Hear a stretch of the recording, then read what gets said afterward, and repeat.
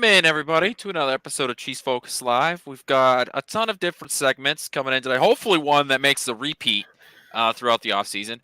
We're going to talk about how Snead is a beast. We're going to talk about how Quentin was right since the offseason.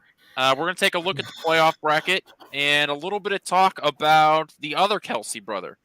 My name is Quentin Morris. We got Liz running the show in the background. And now a guy who dominates a bowl of chili like Snead dominated Tyreek Hill. It's the old man himself, JP. How are we doing on this? Well, here we're at a warm front here. We hit double digits today, positive double digits. So well, we did too. We got to 62. we got to a crisp, warm 16 degrees. I was working outside. I took my gloves off. I was like, it's too hot for this. Look at you. Yeah, we got to 62 today. It's supposed to be 65 at some point, and then we're going to get a bunch of rain. And Dude, it's going to be 32 degrees tomorrow. We might pull the shorts and flip-flops out, okay? There you go. You know what? We might as well start off with our first little segment. Hey, Thiz, why don't you roll that clip?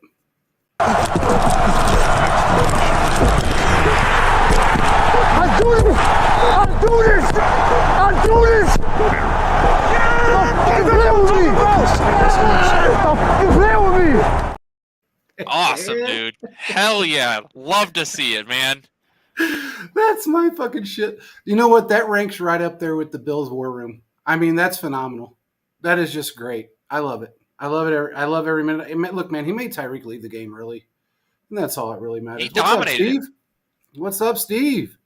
He did. He dominated him. I mean, that was insane. It was crazy. It wasn't just there. It was the entire game he dominated him. It totally. And it wasn't just before the snap, during the snap, it was in play. You know, like we talked about earlier, this is Tyreek Hill is just another one of the guys in the list that hasn't scored a touchdown versus Snead. He hasn't broken 100 yards, right? So this is just another long list in the resume season that Snead is billing. And man, that wasn't even the only time. I mean, there was a time where Snead pushed him to the ground and was blocking him like an offensive lineman blocks a linebacker, where he got him to the ground and kept pancaking him. At one point, Tyreek said, "Stop doing this shit to me." That's funny. It's like he's getting bullied in the schoolyard, bro. And I love it. I love every minute of it. There's a couple of clips out there. That was my favorite one. Hey, man, you know, we got a game coming up. But what do you want to talk about first? What's first on the agenda? You know what? Before we do anything else, I just wanted to recap the brackets. That's for the NFL playoffs, plus the NFC and AFC. Some interesting games that happened around the NFL. Obviously, we know Kansas City is going to Buffalo to face the Bills. That is Mahomes' first playoff road game. So if you're looking on the graphic here, if you're listening via podcast, I'll explain it to you. Kansas City's going to Buffalo. We've got the Texans, who beat Cleveland, is going to Baltimore. On the NFC side, the Buccaneers beat the lowly Philadelphia Eagles and get the honor of getting blown out by the 49ers. And we've got the Packers, who honestly had one of the best games of the weekend against the Cowboys, gets the opportunity to upset their divisional opponent in the divisional round and the Lions. That'll be an interesting game. This is going to be an interesting weekend. Divisional round football is probably the best weekend of football in all of the NFL, just because you get twice as many games as the championship round, but most of the games are still up to that highly competitive level. So this is probably the best weekend of football coming up. And we'll see what happens. I think we might be able to see a couple of upsets. I don't know about you, JP, but I think that Houston can go toe-to-toe with Baltimore. And the Packers-Lions, man, that's a divisional game. You never know what's going to happen in divisional games. Well, here's my thing. I was dead nut this last weekend. I hit every game. Steve will tell you. I was on PSF. I called every game. We did a Friday show, and I was 6-0. I mean, I called every one of them, and I was like, wow, I'm kind of surprised. Should have bet on every one of those games because most of them were underdog games that I bet or that I took. And the Green Bay Packers, look, man, I don't think anybody should count those guys out of anything. Absolutely not. They are a tough football team.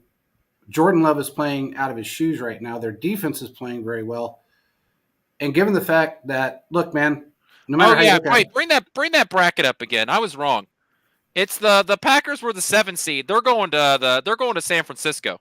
Oh, and by the way, they're the first. We flipped those. Yeah, so it's the Packers are going to San Francisco and the Buccaneers are facing the Lions. Correct. Now under that, the 7th, they are the first 7th seed to ever win and go to a divisional round. Yeah, that's a little misleading because the 7th seed's only been around for 3 years now. Well, true, but I don't know how many 6 seeds have done it. I'd have to look into that because they made it a pretty big deal. But regardless, they're not a joke. They are a tough football team. Their defense is playing well. They showed up and showed out, and I felt like they were going to win that game from the start, but they really won that football game. I mean, they let them come back there a little bit.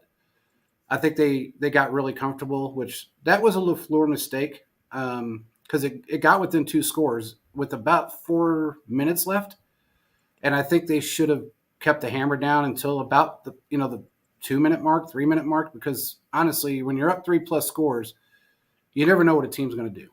But they did their job. They held them. They kept them in check. That's all that really mattered. They know they prove they can score. They prove they can hold people to points when they're trying. Or low points. Yeah, the third, 32-48 was the final score, but it was like 48-16 at one point. Right. I tweeted out at halftime. I was like, I want to be the first to congratulate Jim Harbaugh for being the next head coach of the Cowboys. Yeah, but he's not. He's actually going to the Chargers. I can't believe that Mike McCarthy still has a job there in Dallas because what a complete collapse by the Cowboys. I can't believe that it hasn't happened yet. And maybe Jerry Jones he's taking a nap right now. Keep him around. Maybe. I don't know. I can't believe that. Especially with all the head coaches around right now that he didn't just – if this was another example of like if you're going to fire a guy at halftime, like way to do it. Well, here's what I was told. Now, I don't know if this is just him being pissed off at the time, but he told a source that he was debating between McCarthy and Dak and trying to figure out if he can trade Dak off. And he didn't care if he ate some money. He was that pissed off. So I don't know what they're going to do, but Jerry probably took a bunch of Metamucil and some Ensure, and he went to sleep, and he just hasn't woke up yet. He's not woke up from the nightmare. And that's 3 consecutive years they have fallen flat. Yeah, that they've won 12 games. Yeah. And have failed to make it to a championship game. Last year they won in the wild card round. I believe they beat up the Bucks when the Bucks had a losing record, right? And then they went and lost in the divisional round. So this is just another year of the Cowboys doing Cowboys-esque things and losing in an underwhelming fashion. I guess congratulations to Mike McCarthy. Your running back didn't play center this year. So we're making progress, okay? We're moving up in the world. Sure, you got blown out by what is essentially he's a first-year starter at quarterback and the youngest team to make the playoffs in NFL history since like 1972, okay? So you're making progress. And next year, you'll win 12 games. And you'll get blown out by one of the older teams in the NFL. So you're moving up in the world. Here's the thing. Last year the Chiefs were, I think the average age was 26.9 years old or something in that range because of Chris Jones and Frank Clark that were on the team at the time. But they went and won a Super Bowl. So you never know. They may get to the Super Bowl. I wouldn't put anything past them. I'm just saying they're a good football team, and they're sneaky good. The Green Bay's a sneaky good football team. Just don't put anything past them. Now, moving on to this Bucs game, I expected them to win because they were playing the Eagles. Okay, I knew that was going to happen. I kind of expected it to be a 30+ point on the side of the Bucs, and it ended up being. They are going to fire Nick Sirianni. There's no doubt in my mind. They're just waiting to get confirmation on somebody else. And when this other person gives them confirmation, he's done. There's no doubt in my mind. There's not they did not play for that man. They were lackluster at best. They acted like they didn't even want to be there. And that's the point that I wanted to get to. It just didn't seem like they cared. There was like 3 dudes on the field that wanted to play in green. yesterday.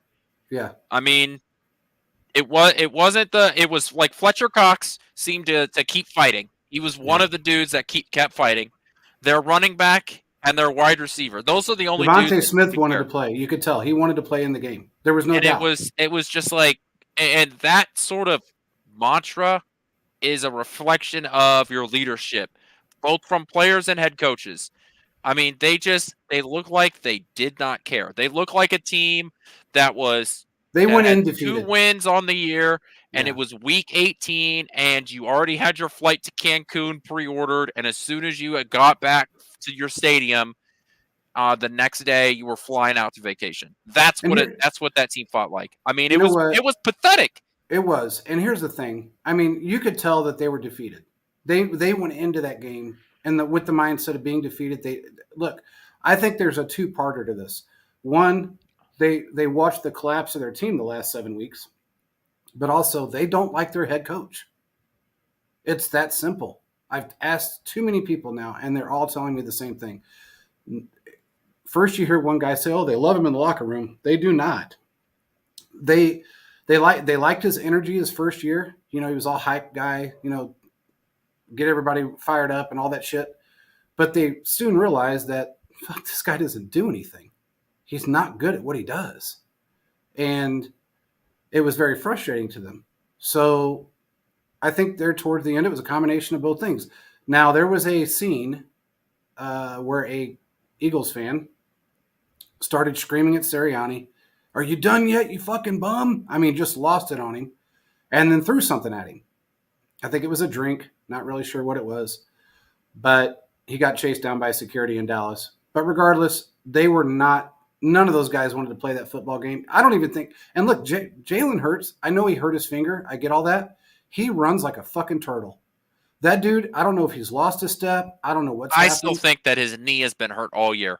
It may be. I don't know what it is, but he does not run well. He shouldn't try to run. And that is another example of why Nick Sirianni is not a good coach. If his knee is actually hurt, which it may be, you may be right.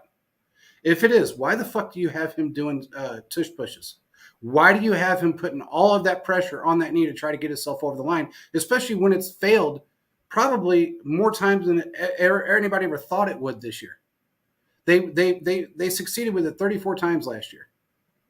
They failed at it. I mean, I think they tried it 12 times in the regular season because they didn't get close enough to do it. And then in the playoffs, they didn't get it. Right in the middle, right at the end of that game, they did not get it. So it shut them down, 4th down, it was over with. Sirianni's done. As soon as there's 2 coaches that are interested, and they're interested in both. As soon as one or the other gives them confirmation on these outside interviews they're going to be doing, it's over with. There's no doubt in my mind. So just get your popcorn ready because that shit's going to happen. And it's probably going to happen within the next week. I mean, I obviously Sirianni to me just seems a lot like a hype guy, which when you have great coordinators who can do their job, works. Right, when you're just the guy that is able to keep the locker room together, is able to be the head coach, the guy that's able to make the final decisions, and you're able to correctly delegate offensive and defensive stuff down to your assistants, it works. But when you get the brain drain of losing both your offensive and defensive coordinator in the same offseason, and you're trying to replace them, and then you get a guy to be the defensive coordinator who has a pencil behind his ear whilst using a laminated piece of paper, of course your whole system is going to collapse in on itself. I mean, going into the season, the defensive line was great. The linebacking core was really good, but that defensive backfield was a pile of garbage. There was no real talent in the back of that defense, and it came back to bite them. I mean, they were one of the worst defensive backfields all year. And early in the year, they were bad at stopping the run. Then they sold out to stop the run, and they became really bad at this pass. This was not a good defense. No. They had great offensive weapons. They had a very, very good offensive line. They could run the ball. They could throw the ball. I think A.J. Brown is still one of the best wide receivers in all of football, and he doesn't get enough credit for that. I think that he's arguably a top 5 receiver in the NFL. Absolutely. It's just that you had this horrible defense, and the Eagles just kept winning football games, and then it all fell apart. And this team lost confidence in themselves. I mean, when you lose to the Cardinals and Giants in back-to-back weeks, you know there's a problem. It's one thing to lose a game to a bad team, and you just move on forward from that, right? As Chiefs fans, we've seen that.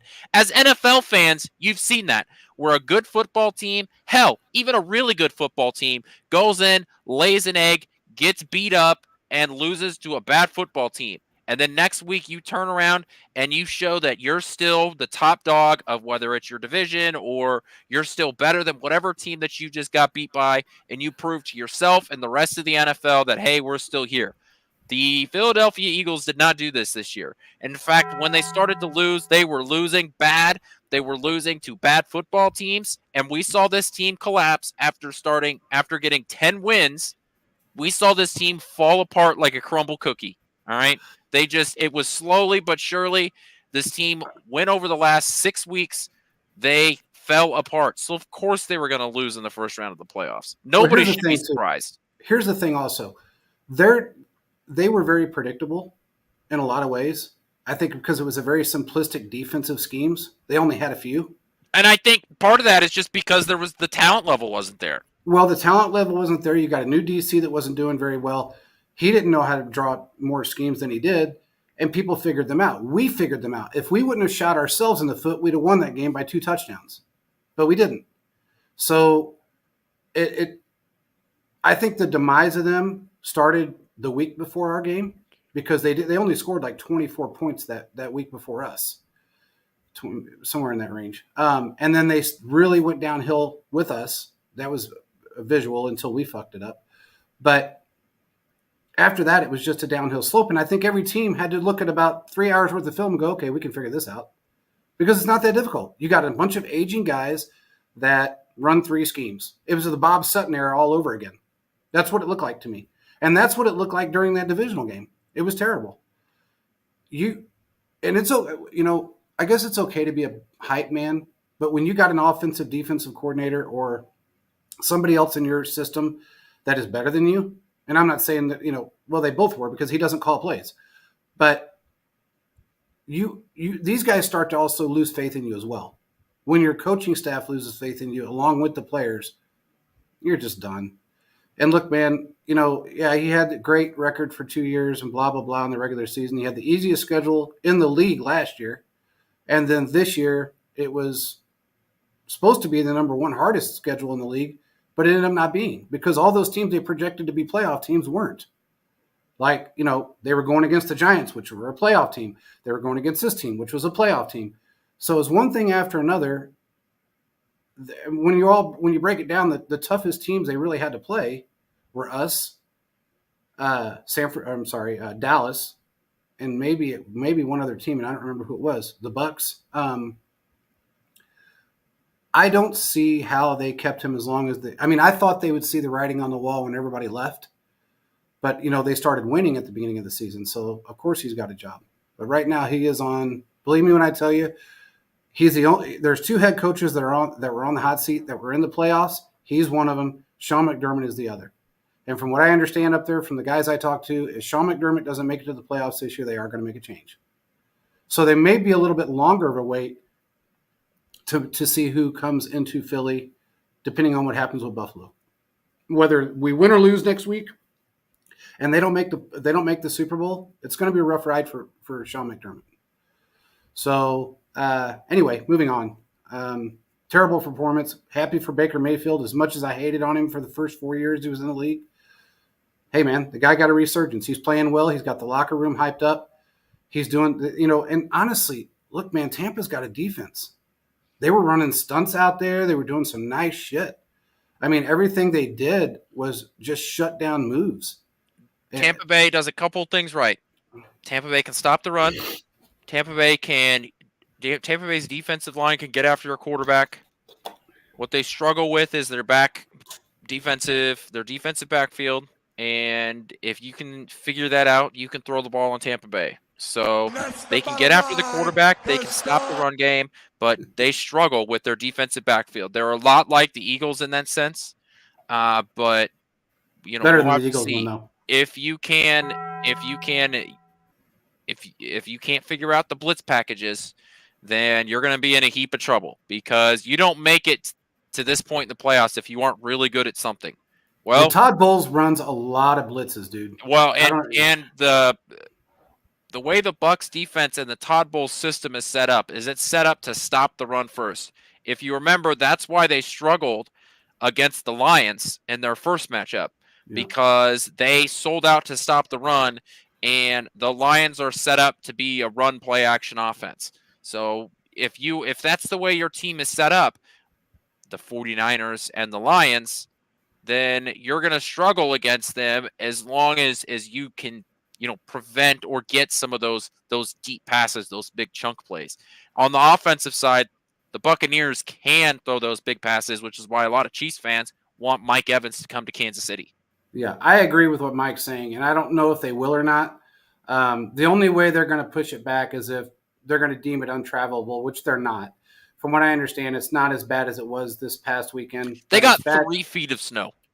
They got almost 5 feet in certain areas. That's insane. I can't even, when half of me is covered in snow, that's when we got a problem.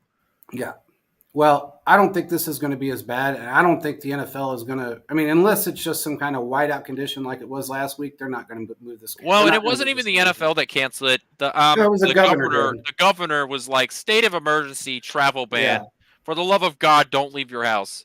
Yeah, and I don't think that's going to happen. Looking at the storm, because I've been kind of watching it, I don't think it's going to be nearly as bad. They're getting a lot now over the next couple of days, but they're not going to have so much over the weekend. So they can get it cleaned up in time. Getting to Philip made this, and we were going to talk about that, Philip. Before we get off the Eagles real quick, I forgot to bring it up. Jason Kelce retired. Yeah, he hasn't. We knew that was coming, but yeah, he hasn't officially announced his retirement. But he was talking to players in the locker room that's what he wanted to do. I imagine that during next week's podcast, the New Heights podcast, is probably when he'll make his official statement. But it just seems like from all the internal sources that this is what's actually happening, and all that's left is to sign the paperwork. Well, we heard it at the beginning of the season that this was going to be his last year no matter what. He said he wants to spend time with his kids and his wife. He wants to move on to the stuff that he's doing now, the podcast and other business ventures he's involved in. And his wife wants to get into doing something as well. I think he's just done. I mean, he's 13 years in the league. He knows that next year is going to be a complete clusterfuck with that team. No matter what happens, it's going to be a mess. Why would he want to step back into it? There'd be no point. He's 36 years old. It's just time to move and just, ride off into the sunset. He was very upset when he left the game. He did talk to players and a couple of other people and say he was definitely going to retire. He's not. I mean, if he comes back, it's going to be insane if he decides to come back. But I don't see it at all. There's a 1% chance he decides to come back. Plus, for those of us that want both Kelce's to go into the Hall of Fame at the same time, luckily for that situation, Jason Kelce is a center, and no center in NFL history has ever gone into the Hall of Fame on the first ballot. So he may be the first, though. I know, but the way the NFL system works is that you have to wait 5 years before you're eligible. Well, if Travis Kelce retires, let's say 2 years, then you have to wait 5 years. So Jason Kelce retires now. Travis Kelce retires in 2 years, hypothetically. Yeah. That means Jason Kelce would wait, let's say 7 years, 5 years for the minimum time. And then he gets sort of rolled over because no center has ever gone into the Hall of Fame on the first ballot. There's still a chance that both Kelce brothers could go into the Hall of Fame at the same time. Yeah. And to me, personally, if Travis Kelce is going into the Hall of Fame and his brother still isn't in the Hall of Fame, I don't want to use the phrase pity vote because I think Jason Kelce is worthy of a Hall of Fame level career. Absolutely. But I do think that it would push some of these writers to put Jason Kelce in because the narrative of both of them going in at the same time would be too good of an opportunity to miss. And so I still think that there's a real chance that both of them could go into the Hall of Fame at the same time, because I do think that the voters would want that kind of narrative because it is writers that vote for this stuff. Exactly. So. Exactly. Okay, well, let's move on to the next game. We got the Baltimore Ravens at the Texans. This is a fun one because this is the perfect opportunity of rust versus rest, right? Yeah. Baltimore has rested for 2 weeks. They haven't played football. Houston has played, in theory, an extra playoff game because they had the win and you're in, you lose and you're out against the Colts in the last week of the regular season. Yeah. So you've got a team that has been playing, who has played, in theory, 2 playoff worthy games, a win and in and an actual playoff game, and the Ravens, who haven't played a football game in 3 weeks. And so, and we know that Lamar Jackson, for right or wrong, has that narrative of not good in the playoffs because he's 1-3. He is a guy that has struggled in the playoffs. He usually isn't healthy by this time of the year. So this is an interesting case of rust versus rest. I agree. I look, man. I have a feeling that the Texans are probably going to be that team that we meet if we get there, which I have a feeling we will. I think they're the ones we meet in the AFC Championship game. I don't see Baltimore beating them. I just don't see it happen. Look, the Texans are on a hot streak right now. CJ Stroud's doing everything he can do. Their defense is doing very well. They've beaten very good football teams. And look, they just put up 45 points on the number one defense they slaughtered the number one defense in football, the number one scoring defense in football.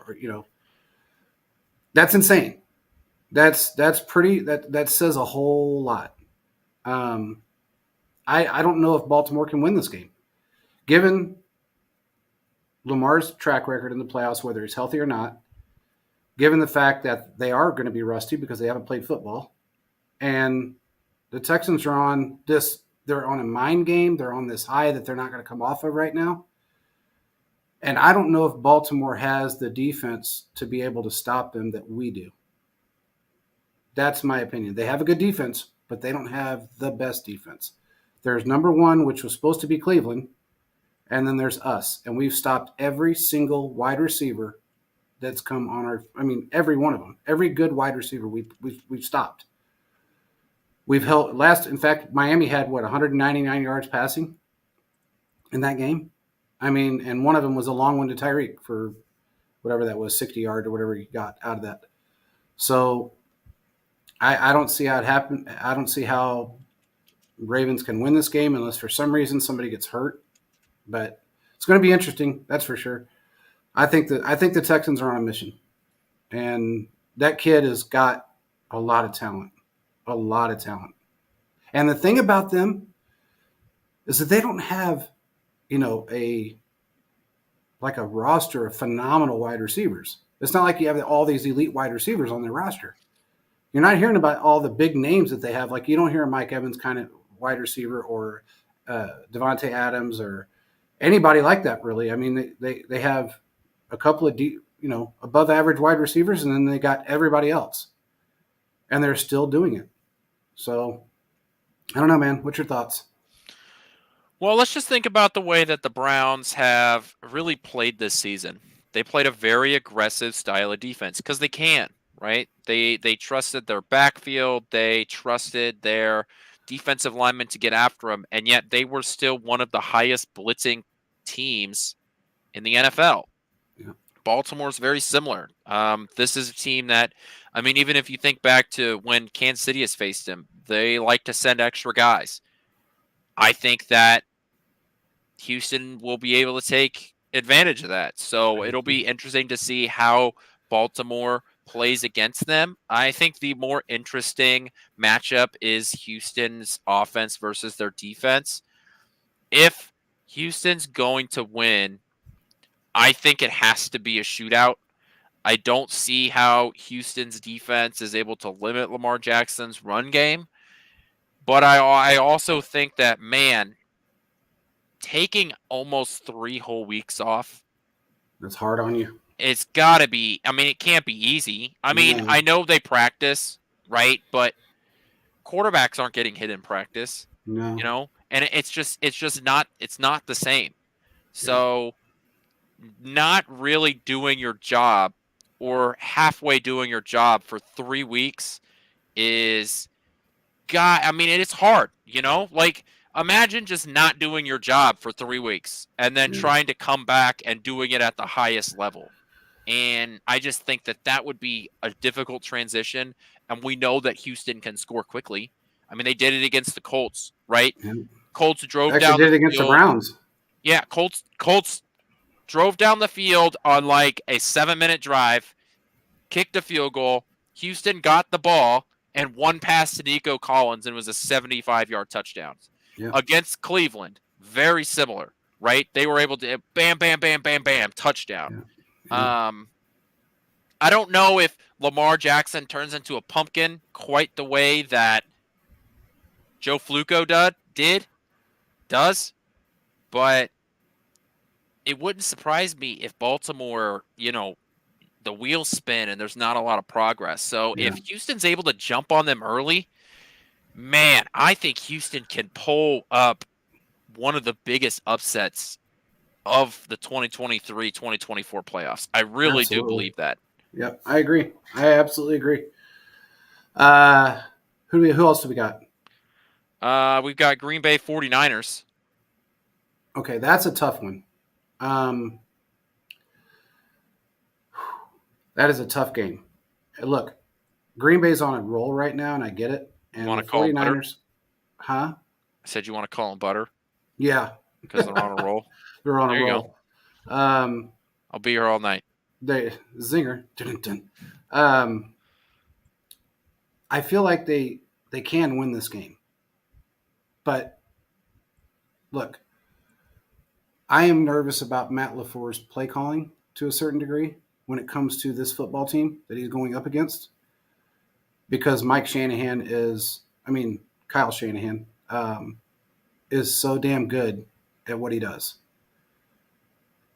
They're healthy. The 49ers are not hurt this year.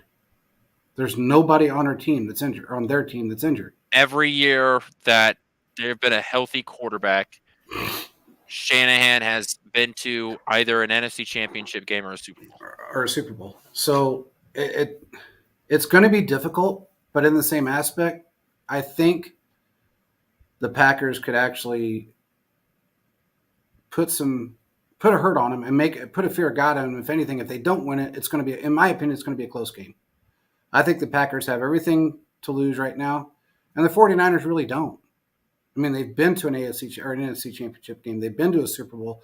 The Packers have been watching, Aaron Rodgers one and done in the playoffs and get an MVP for not getting anywhere in the playoffs. And Jordan Love sat for a very long time behind. I mean, it was 3 years he sat behind Aaron Rodgers. 3 years. That's a very hard thing to do when you're a good football player. And every week he just gets better. Every single week he gets better. Am I going to – man, can you – I guess what I would see is can you just imagine, as well as Brock Purdy has done this season with the 49ers, can you imagine if Jordan Love was on the 49ers? That'd be a scary-ass football team. Because I know. It's almost like if you give Shanahan a top quarterback, he can actually win a Super Bowl? Sell them. Or, it's almost like when you give him a mediocre quarterback, he can bring them up another level. It's crazy. It's weird how that works. It's weird that if you're giving him a quarterback that can just, I don't know, run the system, that quarterback not only is able to produce, but almost like excel. The system provides for the quarterback. It's crazy. It is. Some might say that when that happens, you would call, I don't know, guys like Jimmy Garoppolo and hell, let's just say Brock Purdy, system quarterbacks. But I don't know. I'm just putting that out. That's never been said before on this show. Never. Hey, you know what? I don't disagree with you. The only thing I push back on is that Brock Purdy is a more accurate quarterback and has more football IQ than Jimmy Garoppolo does at 33 years old. Wow. Way to take a stand. I'm just telling you, he does. Way to really put yourself out on the limb there. Well, he looks like a better quarterback. When you're getting ready to walk off the plank, it wasn't him. They want your last words. You're not saying anything insulting. You're like, hey, look, all I was saying is like, maybe just a little bit, Hold on a minute. Here it comes. Well, that's not appropriate for the youths. Well, you know what? Then their mom better put a guard on their show. All I'm saying is that Brock Purdy plays the game. Look, if you look at Garoppolo's stats when he was with San Francisco and they went to the Super Bowl, they were half of what Brock Purdy's are this year. They were actually worse than Brock Purdy's were last year before he got injured. All I'm saying to you is he may be a system quarterback. There's a lot of them out there. But he's a lot better than Garoppolo was. So who knows what he's going to do? I think this is going to be a test for both of their psyches because you got two guys that are first year, well, basically one guy that's very young that was never even going to pick up a clipboard, and then the other guy that sat behind Aaron Rodgers for 3 years, and it's just his first year as a starter with the youngest football team out there, and they're both fighting for something that neither one of them thought they'd get to. I don't think. Neither one of those quarterbacks thought they'd be there this year. Yeah, so it's going to come down to the mind for both of those. We're going to have a very interesting conversation in the offseason because one of the topics that I have written down for us to discuss is going to be who's a franchise quarterback and who's not. And I'll be interested to see because here's a teaser. I don't think Tua is a franchise quarterback. I don't either. So we're going to have some interesting conversations about what teams should do and which guys – shouldn't end up with that title, and I'll be interested to see where you fall on some guys. But that's an off-season conversation. Hopefully, that's a late February kind of show that we can do. But I've got a couple. I've got a couple of show ideas lined up for that, and that's one of them. Honestly, as much as I want to believe in the Packers, I just think the 49ers are too talented and their coaches are too good. And I think the biggest thing that you said there, really the most important thing that you even brought up for that entire conversation has nothing to do with the Packers. And it's simply that for the first time in a while, the 49ers are finally healthy. Yeah. Because when they're healthy, when you've got Debo and more importantly, Christian McCaffrey and all of these guys that are actually altogether healthy, they're simply a different team. And they truly are healthy. That they were one of those teams that you really felt like needed the bye week, and they got it. So it's hard. It'll be hard for the Packers. It will be. It will be. I mean, I'm not going to say it's impossible. It's just going to be difficult because you got a completely healthy San Francisco team, and Christian McCaffrey, honestly, is a Hall of Fame running back. I still think I'm still on the side that I think he should be MVP, but unfortunately, it's a quarterback award. Yeah, I agree. Is that all the games we got? We got ours. We'll talk Chiefs Bills. We're going to talk about on Thursday because I want to spend more time. I don't want to glaze over it like we are some of these other games. I want to. If this, we can move on to our next segment. Quentin was right. Oh boy. So everybody get ready for this shit.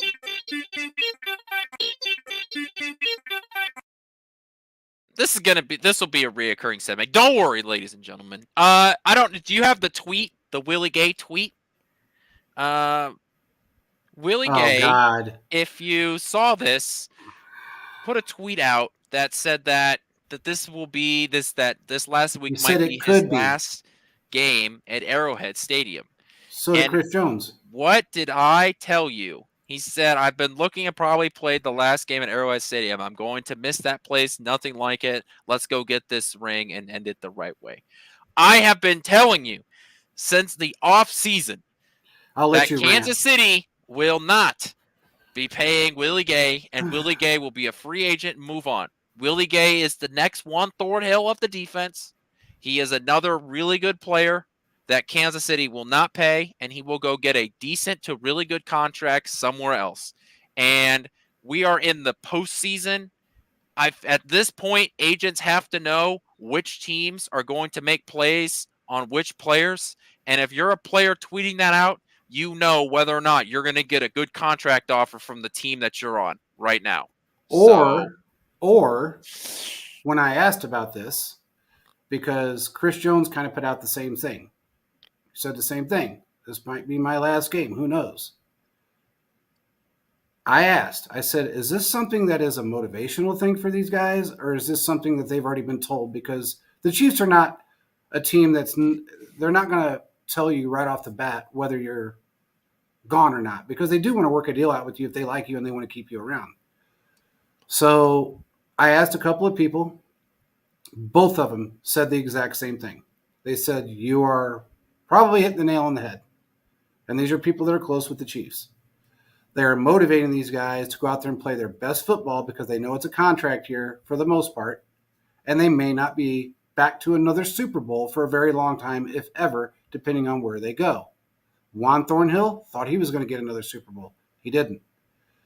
That's what their motivational type. It's motivation from them more than anything. I do like the sentiment at the very end of the tweet where it was, let's go get this. Like, it is sort of it isn't like a poor me, pitiful me, that sort of message. It's sort of like this is what I want to do. Come on, guys. It's a rallying cry, right? And I do like that sort of message that it has. I think that shows that there is a healthy relationship there in the locker room where this isn't like a aw shucks type deal. Last hurrah. Exactly. But I do think that sort of message, you put that out, you don't put that out without having a majority of your thought like, man, that was awesome. I don't think I'm going to be back here. Well, here's what I was told they were told. This is what I heard they were told. And I think I'm going both directions on this. I don't know if I like it or not, but what they were told was by a couple of coaches, including Spags, is that, hey, look, this may be, you never know, but this may be your last year here. So if it is, make it count. And they take it, younger guys, you're talking about a 25-year-old guy. Chris Jones, I think he's already written himself out of here. The fact that they signed Bugs and they've got a Minihue for another year and possibly more after that, I think he's kind of written his own ticket out of here to a degree. And he wants to go out on a bang. I think with Willie, it's one of those things where, hey, man, you never know what Veach is going to do. You never know what the front office is going to do. So let's go out there and get it and prove to them you belong on this football team. And that's basically, he took it as, fuck, they're going to get rid of me at the end of the year. They're not even planning on offering me a contract. So I'm going to say this. So that's what I've heard. I'm hoping they do offer him a contract because, look, regardless of how you look at it, he's the most athletic fucking linebacker I've seen in a long time, and especially with the Chiefs. I don't know if there's another linebacker in the league as athletic as him. I don't know. If I agree with you, Philip. I don't know that there's another more athletic linebacker that can play east and west, north and south, and shut that shit down as well as Willie Gay does. Here's what I'll say. And this is a sort of a mantra that I think after you pay your quarterback, you have to abide by this. You can't give good players great contracts. That's what got Glenn Dorsey fired. I understand. Glenn Dorsey did not have a problem with finding talent. John Dorsey. He didn't have a problem finding talent.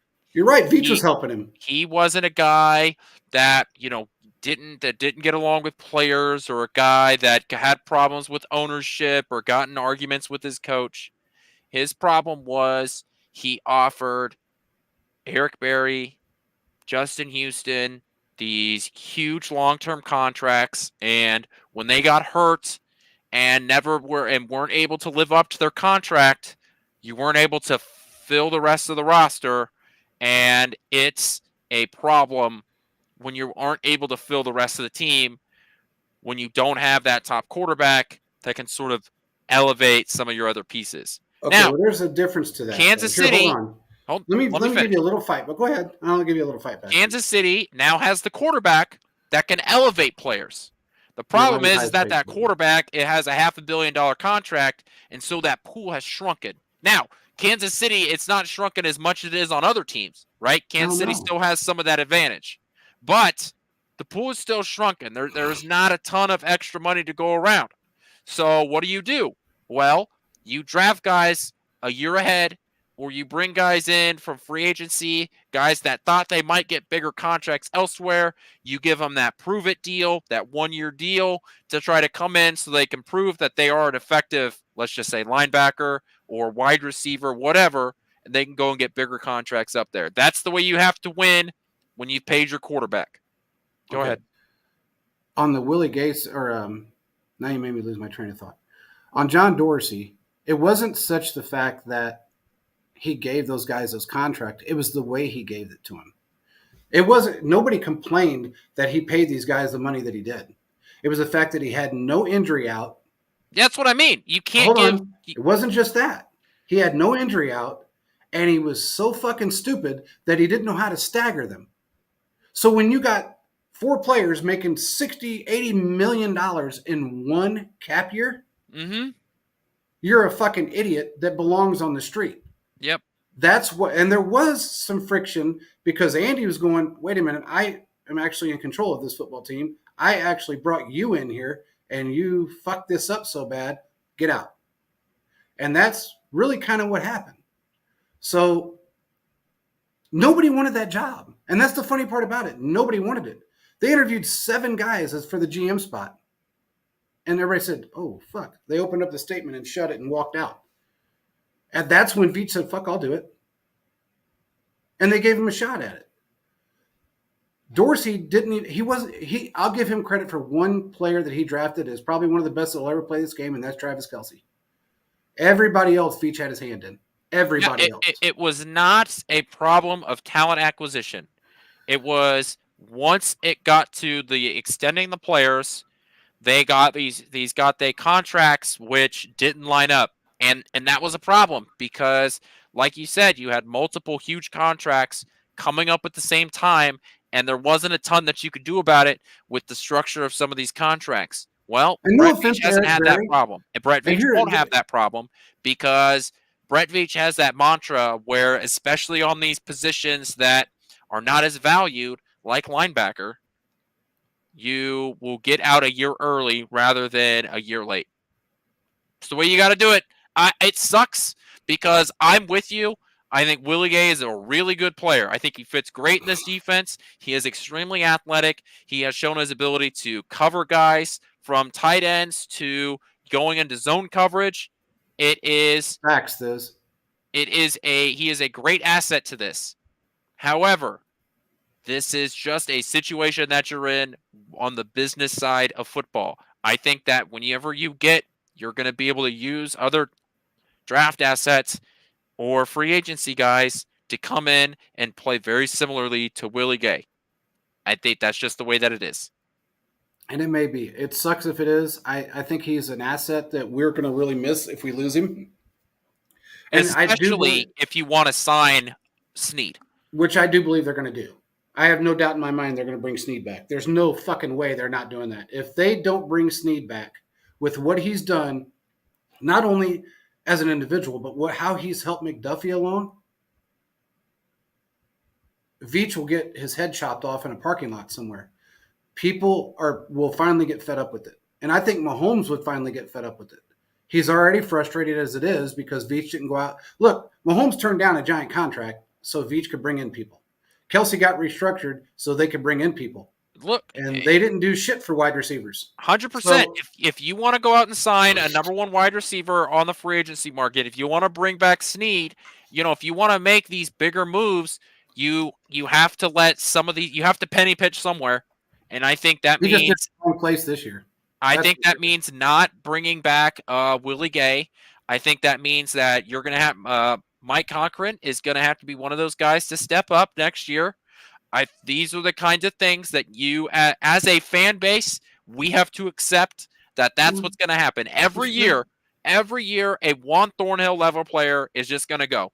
You're going to be like, damn, that was a good player. And he's going to go somewhere, and he's going to sign what looks like a mediocre deal, and you're like, really, Kansas City couldn't compete with that? And we're going to have to take a step back and be like, that's because we have the best corner duo in the NFL. And I'm okay. You know what? Those are the sacrifices that's going to have to be made because and you I'm have okay with that to a degree. $500 million quarterback. But here's the thing: the $500 million quarterback in our system doesn't mean a whole lot. It's totally different than everybody else that's paying their quarterbacks their base salary every year. And that's what they're going to be doing from next year on. Joe Burrow, Jalen Hurts, Lamar Jackson, Justin Herbert, all of those guys, none of those guys are on bonus structure contracts. None of them. None of them. Mahomes can get a bonus. They can deal his money out every single year as a bonus, and it doesn't go against the cap. And that's the part that I think people forget about. And the fact that he's $25 million lighter than every other quarterback. Don't get me wrong. That contract is built to help the Chiefs out a lot. But, I bring up the $500 million contract not because to say that, he's eating up such a huge part of the cap, but you're still dedicating a lot of resources to other areas.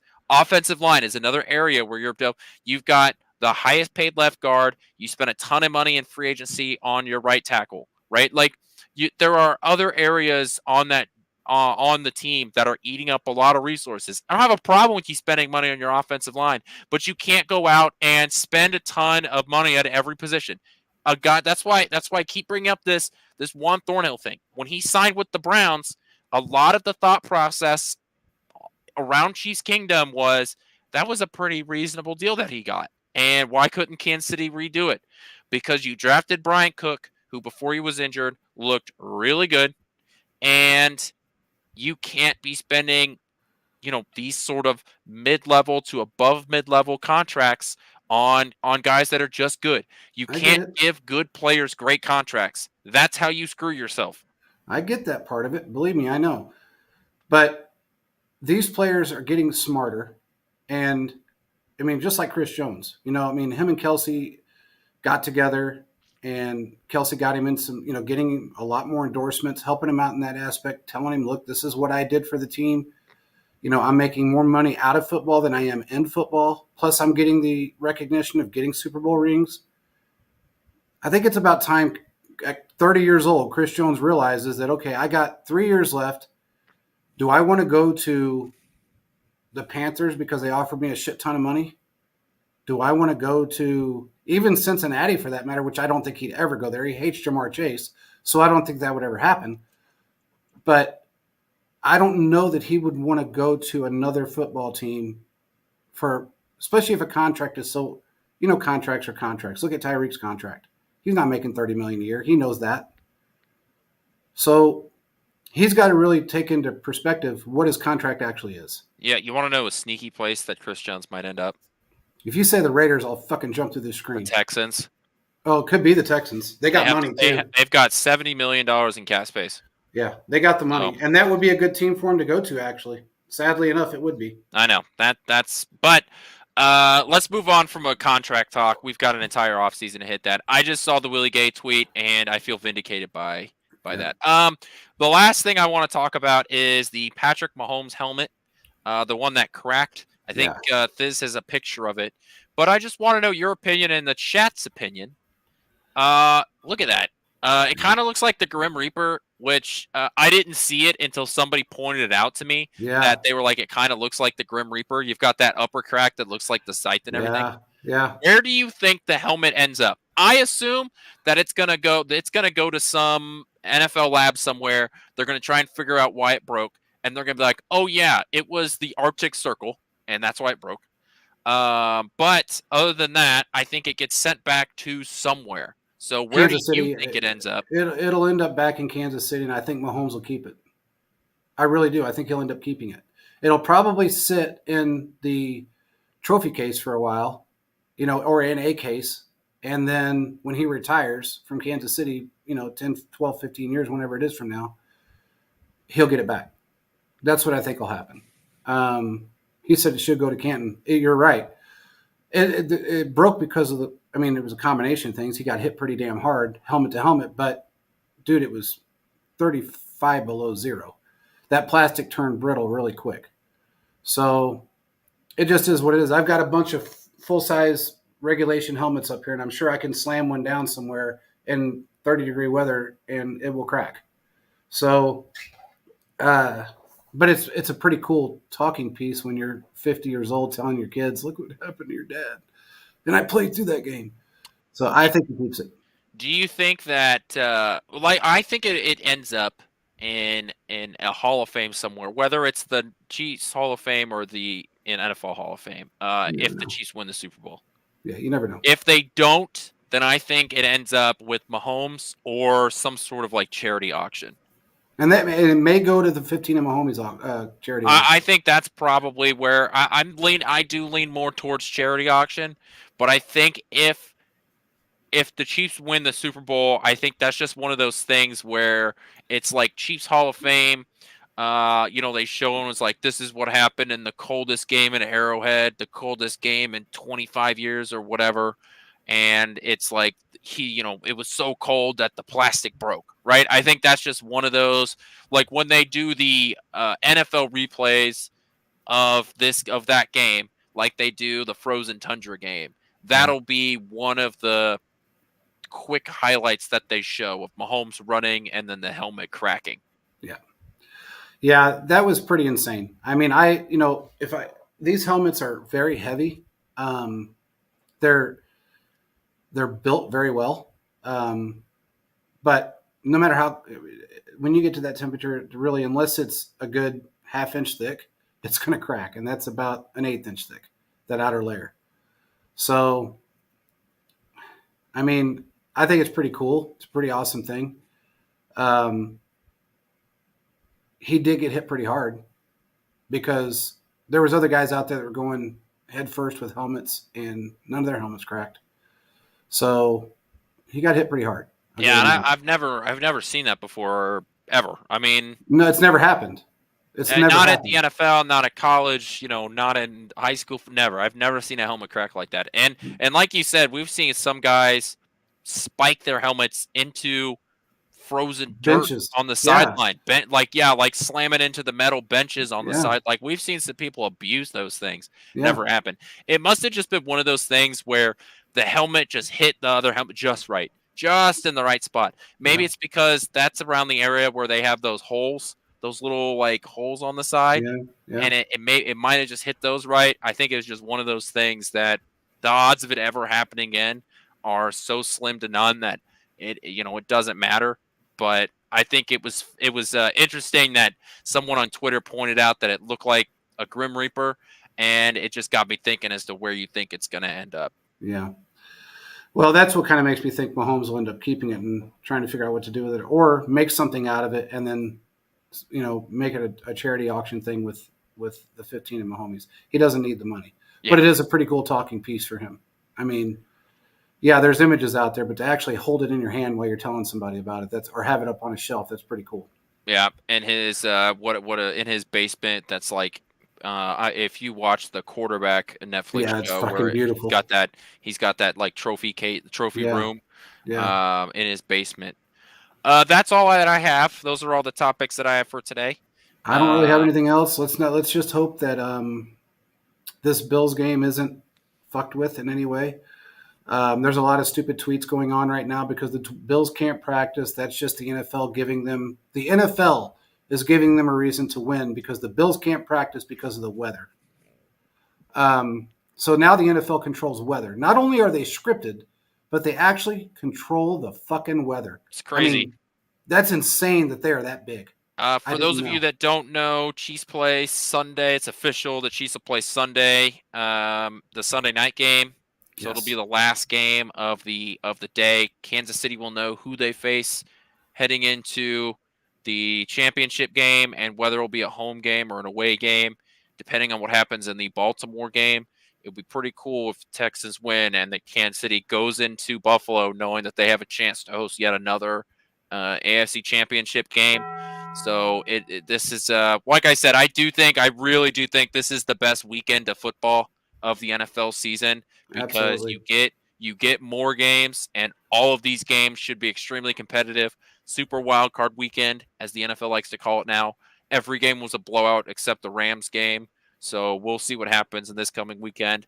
Make sure you come back on Thursday, same time, same place, same people, where we will deep dive into the Bills-Chiefs game. We like to dive deep into it as the game comes closer. We'll go over things like the injury report and our specific thoughts, and I'll have our little believe it or not section. So make sure you come back on Thursday, where we will get more in the specifics into that game.